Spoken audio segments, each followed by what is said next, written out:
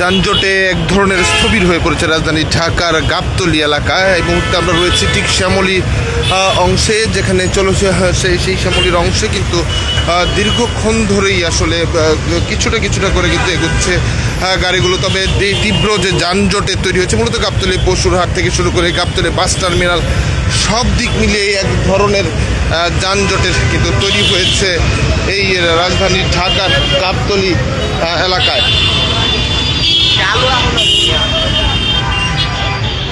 দর্শক, সরাসরি দেখানোর চেষ্টা করছি দেশবন্ধ লাইভে, যেখানে এই গাবতলী পশুরহাট কে কেন্দ্র করে এবং ঘরে বাড়ি ফেরা মানুষজন আসলে বাড়ি ফিরতে যে শেষ মুহূর্তের যে চেষ্টা সেটির চিত্র এটি, এবং যেখানে দেখা গেছে যে যাচ্ছে ঠিক যানজট ঘন্টার পর ঘন্টার সময় কিন্তু আসলে যাচ্ছে।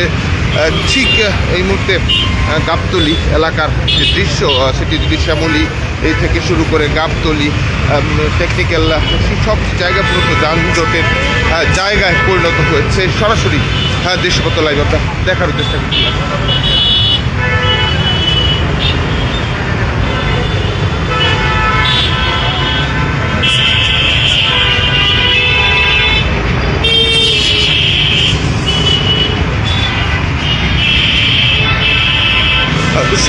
দেশবন্ধ লাইভে দেখার চেষ্টা করছিলাম যে তীব্র যানজট সীমিত আকারে গাড়িগুলো কিন্তু এগোচ্ছে সামনের দিকে, এবং তীব্র যানজটের যে তৈরি হয়েছিল সেই দৃশ্যই কিন্তু দেখাচ্ছিল। মূলত ঈদে ফিরতে 5 দিনের ছুটিতে কিন্তু ঢাকার নগরবাসী